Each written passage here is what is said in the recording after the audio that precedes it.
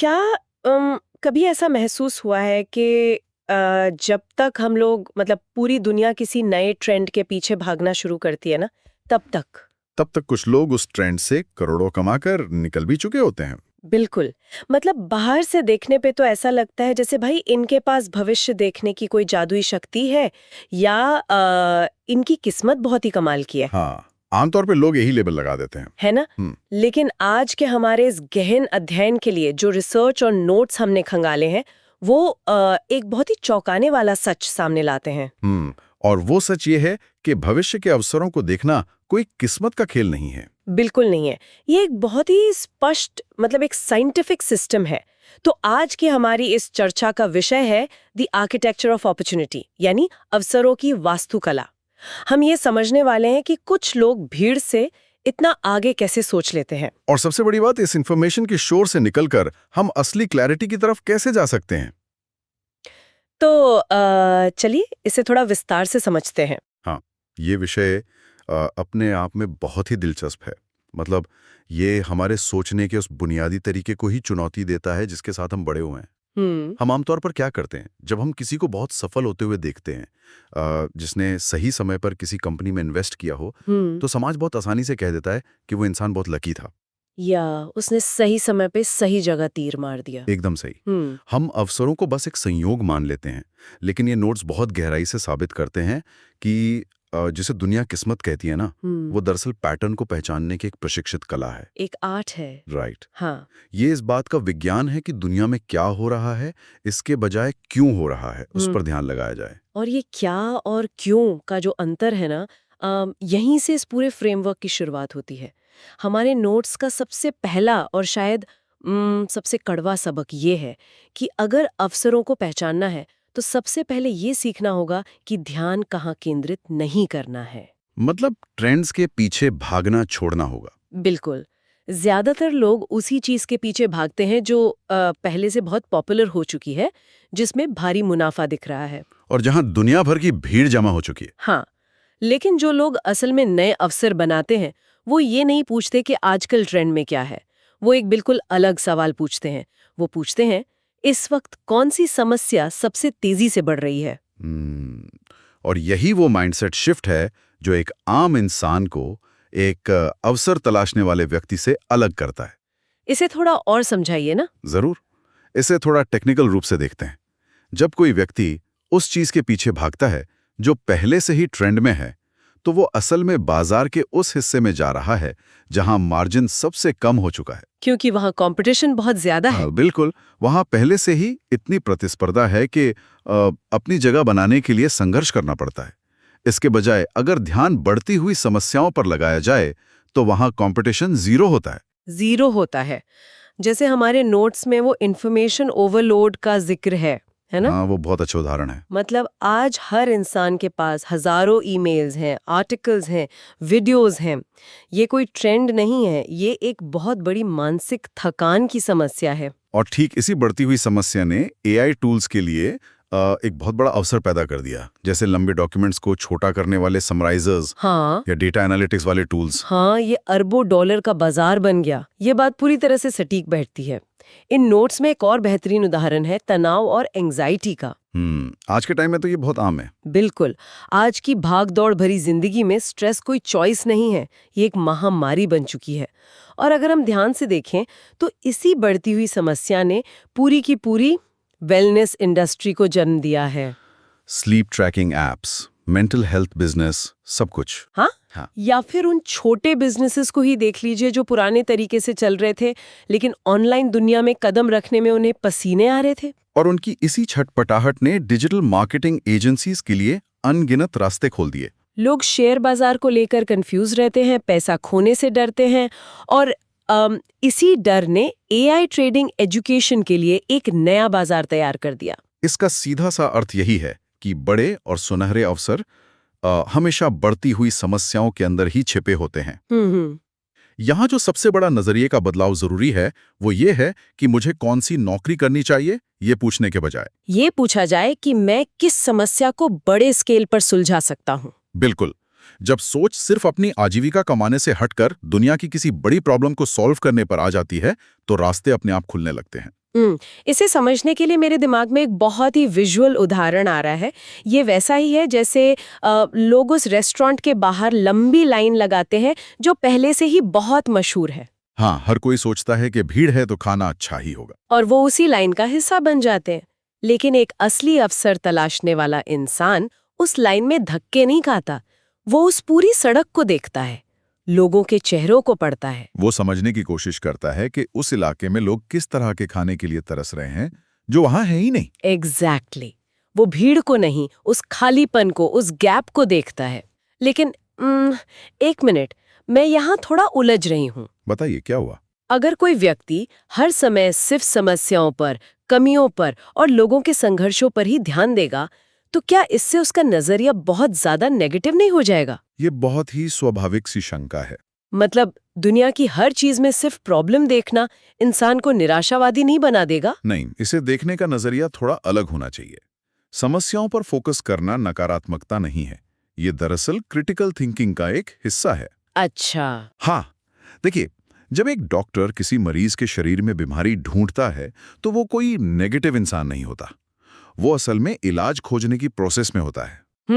ये बात तो है। समस्याओं को एक टूल की तरह देखना चाहिए। जब कोई प्रॉब्लम्स को ऑब्जर्व करता है तो वो दुनिया की शिकायत नहीं कर रहा होता है। वो ये कह रहा होता है कि मुझे यहाँ एक तकलीफ दिख रही है और इसका समाधान बनाया जा सकता है। बिल्कुल।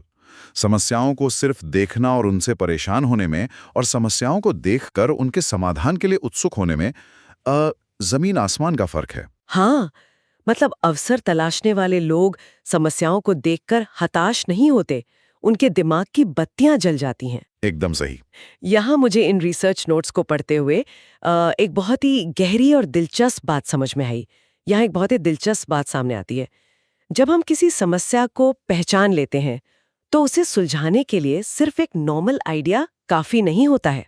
हाँ, यहीं पर इंटरसेक्शन ऑफ फील्ड्स यानी अलग-अलग क्षेत्रों के संगम की बात आती है। जैसे अगर हम इसे ऐसे समझे कि दुनिया का टॉप 1% कोडर बनना लगभग असंभव है, क्योंकि वहां लाखों लोग दिन रात मेहनत कर रहे हैं। सही बात है। लेकिन अगर कोई इंसान कोडिंग में टॉप 20% में है और साथ ही उसे हेल्थ केयर या मेडिकल फील्ड की समझ में भी टॉप 20% महारत हासिल है, तो इन दोनों को मिला के वो इंसान हेल्थ टेक की दुनिया का टॉप 1% इंसान बन जाता है। हाँ, ये एक बहुत बड़ा लिवरेज है। और यही इस पूरे फ्रेमवर्क का सबसे ताकतवर हिस्सा है। इनोवेशन हमेशा उद्योगों के चौराहे पर होता है, इंटरसेक्शन पर। हाँ। किसी एक फील्ड में जो चीजें दशकों से रुकी हुई हैं, वो किसी दूसरी फील्ड की तकनीक से रातों रात सुलझाई जा सकती हैं। इसके लिए जरूरी है कि हमारे आसपास जो बड़े बदलाव हो रहे हैं उन पर पैनी नजर रखी जाए, जैसे तकनीक में बदलाव, अर्थव्यवस्था का डर और इंसानी व्यवहार में बदलाव। जैसे इन नोट्स में AI और YouTube शॉर्ट्स का उदाहरण दिया गया है। बिल्कुल। जब कोई तकनीक मास अडॉप्शन यानी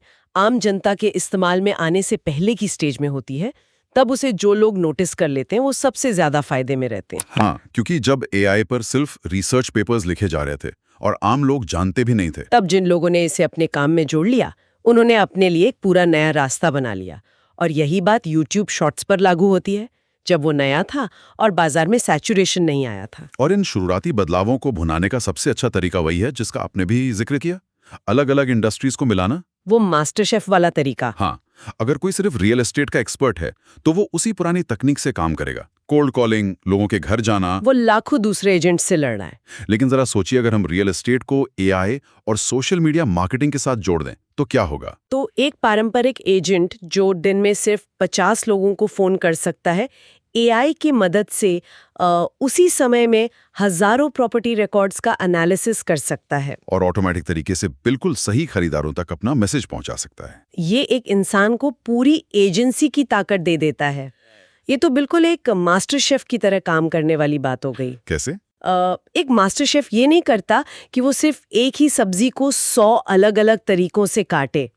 वो दुनिया के 2 अलग-अलग कोनों से 2 ऐसी बिल्कुल अलग सामग्रियों को उठाता है जिन्हें पहले किसी ने एक साथ मिलाने का सोचा भी नहीं होता। बहुत बढ़िया एनालॉजी है। और उन्हें मिलाकर वो एक ऐसी नई डिश तैयार कर देता है जिसका टेस्ट लोगों के लिए बिल्कुल नया होता है। बिल्कुल। हमारे नोट्स में ऐसे कुछ बहुत ही स्पेसिफिक कॉम्बिनेशंस की लिस्ट दी गई है। अगर किसी के पास शेयर बाजार, ऑटोमेशन, AI और कंटेंट क्रिएशन, इन सब चीज़ों की मिलीजुली समझ हो तो वो AI ट्रेडिंग एजुकेशन जैसा एक बिल्कुल अनोखा अवसर बना सकता है। या फिर लोकल बिजनेस और एआई एड्स को मिला के एक लोकल बिजनेस ऑटोमेशन एजेंसी खड़ी की जा सकती है। भविष्य उसी का है जो भीड़ के जागने से पहले क्रिएटिविटी के साथ इन स्किल्स को जोड़ लेता है। लेकिन यहाँ एक बहुत बड़ी चेतावनी भी है जिस पर हमारे नोट जोर देते हैं। अच्छा, वो क्या? हम एआई ऑटोमेशन या कोडिंग की कितनी भी बात कर लें, अंततः कोई भी बिजनेस, सर्विस या प्रोडक्ट इंसानों के लिए बनाया जाता है। इंसानी तो खरीदेगा एंड में। बिल्कुल। और इसीलिए तकनीक से ज्यादा जरूरी है मानवीय मनोविज्ञान यानी ह्यूमन साइकोलॉजी को समझना। इंसान का दिमाग कैसे काम करता है, वो फैसले कैसे लेता है, ये समझना बहुत जरूरी है। क्योंकि तकनीक तो हर साल बदलती है। हाँ, लेकिन इंसानी स्वभाव और उसकी मूल जरूरतें हजारों सालों से वैसी हैं। बाजार मुख्य रूप से भावनाओं से चलते हैं। डर, लालच, असुरक्षा की भावना, स्टेटस की चाह और सुविधा की इच्छा, ये बात मुझे सबसे ज्यादा इम्प्रेस कर गई। इन दस्तावेजों में एक बहुत ही सटीक बात लिखी है कि जब कोई इंसान इंटरनेट पर 50,000 रुपए देकर कोई ऑनलाइन कोर्स खरीदता है तो वो असल में क्या खरीद रहा होता है। ऑब्जेक्टिव रूप से देखें तो वो सिर्फ कुछ PDF फाइल्स और वीडियोस खरीद रहा है जिसकी असल कीमत कुछ भी नहीं है। सही कहा। लेकिन साइकोलॉजिकल रूप से वो इंसान एक उम्मीद खरीद रहा है। वो अपनी उस नौकरी से आजादी खरीद रहा है जो उसे पसंद नहीं है। वो अपना खोया हुआ आत्मविश्वास और अपने भविष्य की सुरक्षा का खरीद रहा है। एग्जैक्टली। अगर कोई बिजनेस ये सोचकर प्रोडक्ट बनाता है कि वो सिर्फ वीडियोस बेच रहा है तो वो फेल हो जाएगा। मनोविज्ञान के इस स्तर को समझना बहुत जरूरी है। और जब हम मनोविज्ञान के इस गहरे स्तर को समझ लेते हैं ना, तभी हम ये भी समझ पाते हैं कि बड़ी बड़ी कंपनियां या स्टार्टअप्स फेल क्यों होते हैं। फेलियर का स्टडी करना। हाँ, जब कोई बिजनेस फेल होता है तो वो अपने पीछे सिर्फ तबाही नहीं छोड़ता। हर बड़ा फेलियर बाजार में एक खालीपन, एक वैक्यूम पैदा करता है। और प्रकृति का नियम है कि जहां वैक्यूम होता है वहां एक नई मांग जन्म लेती है। बिल्कुल। इसलिए किसी भी विफलता का बहुत गहराई से अध्ययन करना चाहिए। ये पूछना चाहिए कि उस कंपनी ने ग्राहकों के किस क्यों को नजरअंदाज किया और उनके बंद होने से बाजार में कौन सा नया गैप उभर कर आया है। हाँ, जिसे भरा जा सकता है। लेकिन रुकिए, यहाँ मुझे एक बहुत बड़ा विरोधाभास दिख रहा है। कैसा विरोधाभास? आज के इस मोटिवेशनल जमाने में हमें बचपन से यही सिखाया जाता है कि दूसरों की विफलताओं पे ज्यादा ध्यान मत दो। हाँ, सिर्फ पॉजिटिव सोचो। हाँ, हमें कहा जाता है कि सिर्फ सक्सेस स्टोरीज पढ़ो और आगे बढ़ो, नेगेटिव बातों या फेलियर से दूर रहो। लेकिन हमारा ये पूरा का पूरा रिसर्च स्टैक इसके बिल्कुल उलट बात कह रहा है। ये कह रहा है कि विफलता का एक साइंटिस्ट की तरह अध्ययन करो। क्या ये हमारी उस पारंपरिक सोच के बिल्कुल खिलाफ नहीं है? ये पारंपरिक सोच के खिलाफ जरूर लगता है, लेकिन बिजनेस और इनोवेशन की दुनिया में ये सबसे लॉजिकल बात है। कैसे? इसे ऐसे समझिए, जब हम सफलता की कहानियां पढ़ते हैं तो उसमें अक्सर एक सर्वाइवरशिप बायस होता है। मतलब जो चीजें सफल हो गई हम सिर्फ उन्हें देखते? हाँ, सफलता में अक्सर किस्मत, सही समय या किसी ऐसे नेटवर्क का हाथ होता है जिसे एक आम इंसान कभी कॉपी नहीं कर सकता। ये तो है। लेकिन जब कोई विफलता का ऑब्जेक्टिव बिना भावनाओं के अध्ययन करता है तो उसे एकदम क्लियर डेटा मिलता है। फेलियर कभी झूठ नहीं बोलता। वो साफ बताता है कि बाजार को क्या नहीं चाहिए। बिल्कुल। ये अध्ययन इंसान को उन महंगी गलतियों को दोहराने से बचाता है जो किसी और ने अपने करोड़ों रुपए जला कर किए हैं। इंसान क्या खरीदता है और वो उसे क्यों खरीदता है, इन दोनों के बीच का अंतर समझना ही असली अवसर खोजना है। एकदम सही। ये तो बहुत ही स्पष्ट करने वाला पॉइंट है। तो अब तक की चर्चा में हमने ये तो बहुत अच्छे से समझ लिया है कि हमें किन चीजों पर नजर रखनी है। ट्रेंड्स को छोड़कर प्रॉब्लम्स देखने हैं, अलग अलग फील्ड्स के इंटरसेक्शंस तलाशने हैं और ह्यूमन साइकोलॉजी को गहराई से समझना है। हाँ। लेकिन असली चैलेंज तो अब आता है। इन सबको एक आम इंसान जो सुबह से शाम तक अपने ऑफिस या घर के कामों में बिजी रहता है, वो बिना थके कैसे लागू करें? यहीं पर एक ठोस सिस्टम बनाने की जरूरत पड़ती है। जानकारी का सही उपयोग, काम करने की गति और एक डेली रूटीन। हाँ, क्योंकि एक सिस्टम के बिना ये सारी बातें सिर्फ अच्छी लगने वाली थियोरी बनकर रह जाएंगी। इस सिस्टम की पहली ईंट है इंफॉर्मेशन एडवांटेज, सोचना का लाभ। इसका सीधा सा मतलब यह है कि हम इंटरनेट पर क्या कंज्यूम कर रहे हैं उसे पूरी तरह से बदलना होगा। ज्यादातर लोग इंटरनेट का इस्तेमाल सिर्फ दिमाग को सुन्न करने वाले एंटरटेनमेंट के लिए करते हैं। Viral videos, memes, gossip. हाँ, लेकिन जो लोग अवसरों का निर्माण करते हैं वो मनोरंजन नहीं, सिग्नल्स कंज्यूम करते हैं। सिग्नल्स, यानी वो छोटी छोटी खबरें जो भविष्य के बड़े बदलावों की तरफ इशारा करती हैं। बिल्कुल। जैसे एआई की दुनिया में आज कौन सा नया टूल आया, बिजनेस और फाइनेंस में पैसा किस तरफ जा रहा है, या फिर जियोपॉलिटिक्स में कौन सा देश क्या नियम बदल रहा है। और दिलचस्प बात यह है कि ये सिग्नल्स हमें वहां मिलेंगे जहां समझदार और दूरदर्शी लोग चर्चा करते हैं। नोट्स के अनुसार ये जगहें लिंक्डइन, एक्स, रेडिट के खास फोरम्स और यूट्यूब के डीप डाइव वीडियोस हैं। हाँ, अगर कोई सिर्फ मेन स्ट्रीम न्यूज से जानकारी ले रहा है तो वो बहुत पीछे है। क्योंकि न्यूज में कोई खबर तब आती है जब वो सबके लिए पुरानी हो चुकी होती है। नए अवसर हमेशा इन प्लेटफॉर्म्स के गहरे डिस्कशंस में पहले दिखाई देते हैं। और सिग्नल्स को पकड़ने के साथ साथ लॉन्ग टर्म थिंकिंग यानी दीर्घकालिक सोच भी बहुत जरूरी है। आम इंसान अक्सर यही सोचता है कि आज क्या चल रहा है या जल्दी से पैसे कैसे बनाए जाएं। लेकिन एक अपॉर्चुनिटी थिंकर अपना दिमाग हमेशा भविष्य में रखता है। वो पूछता है कि आज से 5 साल बाद दुनिया के लिए क्या जरूरी होने वाला है। हाँ, जैसे आज एआई लिटरेसी या क्रिएटर इकोनॉमी, ये चीजें आज से 5 साल बाद दुनिया की अर्थव्यवस्था का केंद्र होंगी। लेकिन यहाँ इंसान के सामने एक बहुत बड़ा मेंटल ब्लॉक भी आता है। कैसा मेंटल ब्लॉक? अलग दिखने का डर या बेवकूफ कहलाने का डर। हमारे नोट्स इस बात पर बहुत जोर देते हैं कि जब कोई व्यक्ति शुरुआत में किसी नई चीज को अपनाता है, जैसे शुरुआती यूट्यूबर या वो गिने चुने लोग जिन्होंने सबसे पहले क्रिप्टो को समझा था, हाँ, या जो आज एआई टूल्स का गहराई से इस्तेमाल कर रहे हैं, वो अक्सर शुरुआत में अपने आसपास की भीड़ को पागल लगते हैं। लोग उनका मजाक उड़ाते हैं। क्योंकि भीड़ हमेशा अवसरों को तब पहचानती है जब अवसर वहां से जा चुका होता है। और इसी डर को कुचलने का सिर्फ एक ही तरीका है, एक्शन की गति, यानी एक्शन स्पीड। बिल्कुल, सिर्फ बैठकर अवसर देखना या डायरी में आइडियाज लिखना काफी नहीं है, उसे एग्जीक्यूट करना आना चाहिए। बाजार में कोई नया आइडिया जल्दी टेस्ट करें, उसे जल्दी लॉन्च करें, उससे जल्दी सीखें। और अगर वो काम नहीं कर रहा है तो तुरंत अपने आप को उसके अनुसार ढाल लें। इन नोट्स की एक लाइन बहुत ही सटीक है कि एक छोटा, अधूरा लेकिन तेज एक्शन एक परफेक्ट लेकिन धीमी प्लानिंग से 1000 गुना बेहतर होता है। परफेक्शन एक भ्रम है जो इंसान को रोके रखता है। तो इस सब का कुल मिलाकर क्या मतलब है? इसे रोजाना की आदतों में कैसे शामिल किया जाए? इसके लिए स्रोत ने एक बहुत ही पावरफुल दैनिक रूटीन दिया है। अगर हम इसे दिन के 3 हिस्सों में बांट लें, सुबह, दोपहर और रात। सुबह के समय सिर्फ 15 मिनट एआई न्यूज़ पढ़ें, ग्लोबल मार्केट के ट्रेंड्स देखें और बस एक सवाल पूछें, इन बदलावों के बीच कौन सा नया अवसर बन रहा है? फिर दोपहर के समय जब हम काम कर रहे हों या किसी दुकान पर हों तो अपने आसपास की चीजों को ऑब्जर्व करें। देखें कि आसपास के लोकल बिजनेस में कहाँ कमियां हैं, लोग सोशल मीडिया पर किस चीज की शिकायत कर रहे हैं, कहाँ पुराने सिस्टम चल रहे हैं जो लोगों को परेशान कर रहे हैं। और रात के समय सोने से ठीक पहले एक डायरी में सिर्फ 3 चीजें लिखें। एक नया बढ़ता हुआ ट्रेंड, एक इग्नोर की गई प्रॉब्लम और एक ऐसा बिजनेस आइडिया जो इन दोनों को मिलाकर बनाया जा सकता है। रिसर्च का दावा है कि अगर इस रूटीन को लगातार 6 महीने तक किया जाए तो इंसान का दिमाग अपने आप अवसर पहचानने लगता है। लेकिन हाँ, यहां मैं एक बार फिर थोड़ा रुक कर पूछना चाहूंगी, ये रूटीन सुनने में बहुत पावरफुल लगता है, लेकिन क्या असल जिंदगी की भाग दौड़ में, जहां लोगों के पास जॉब्स हैं, परिवार की जिम्मेदारियां हैं, वहां इतनी तेज गति, इतना सब कुछ रोजाना करना वाकई मुमकिन है?